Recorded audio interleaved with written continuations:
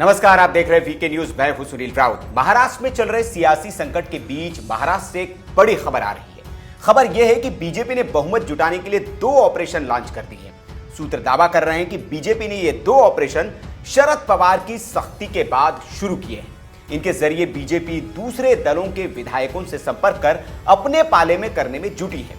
BJP ने जो 2 operation शुरू कर दिए हैं उनके नाम हैं ऑपरेशन लोटस और ऑपरेशन शिवतेज। बताया जा रहा है कि पहला ऑपरेशन तीनों दलों के नेताओं को बीजेपी के पक्ष में वोट डालने के लिए तैयार करने के लिए है, जबकि दूसरा ऑपरेशन शिवतेज खास करके शिवसेना के विधायकों के लिए है।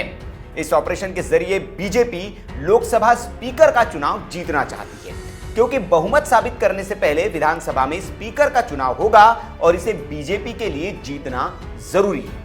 इसलिए बीजेपी शिवसेना के उन विधायकों को बीजेपी के पक्ष में वोट डालने के लिए तैयार करेगी जो कट्टर हिंदुत्व के साथ हैं और शिवसेना के हिंदुत्व से समझौते के मुद्दे से खफा है। क्योंकि विधानसभा स्पीकर के लिए मतदान गुप्त होता है, इसलिए वोट देने वाले की पहचान भी गुप्त रहेगी और बीजेपी का काम भी हो जाएगा। इस काम के लिए बीजेपी ने खास और विश्वसनीय नेताओं को लगा दिया है, जिनकी पकड़ शिवसेना में भी अच्छी खासी है। इधर बीजेपी विधानसभा में फ्लोर टेस्ट पास कराने के लिए विधायकों को जुटाने के काम में भी लग गई है।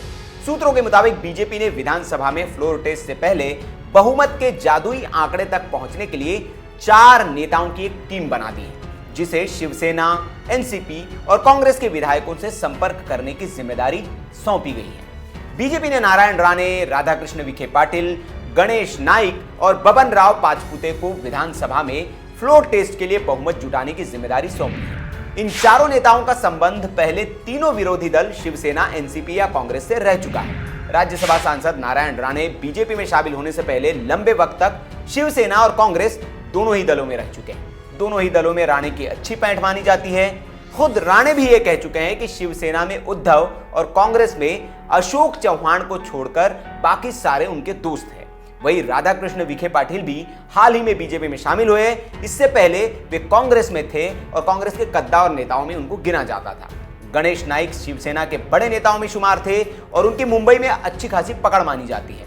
वहीं बबन राव पाचपुते भी राजनीति के माहिर खिलाड़ी हैं और वे सत्ता के लिए कई दलों के चक्कर काटकर बीजेपी में आए, इसलिए उनकी सभी दलों में पहचान है और मोल तोल भी उनको अच्छे से आता है। हालांकि बीजेपी के इसी डर से तीनों ही दलों ने अपने अपने विधायकों को सेफ हाउस में छिपा रखा है।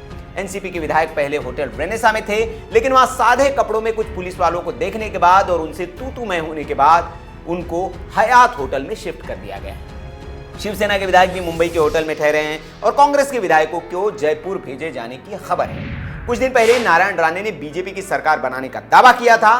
राणे ने प्रदेश में राष्ट्रपति शासन लागू किए जाने के बाद बीजेपी की सरकार बनाने के लिए पूरी कोशिश करने का बयान दिया था। नारायण राणे ने कहा था कि सरकार बनाने के लिए जो करना होगा वो वे करेंगे।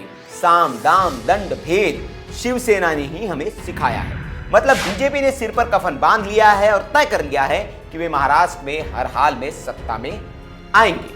तो आपको क्या लगता है, ये जो सारा खेल चल रहा है, बीजेपी क्या बहुमत जुटाने में सफल हो पाएगी और क्या बाकी दलों के जो नेता है वो बीजेपी को इस काम में उनका साथ देंगे? आपका क्या ओवरव्यू है, आप कमेंट बॉक्स में हमें बता सकते हैं। वीडियो अगर आपको अच्छा लगा हो तो इसे लाइक कर सकते हैं, शेयर कर सकते हैं और ऐसी खबरों के लिए आप हमारे चैनल को सब्सक्राइब भी कर सकते हैं। देखते रहिए वीके न्यूज। शुक्रिया।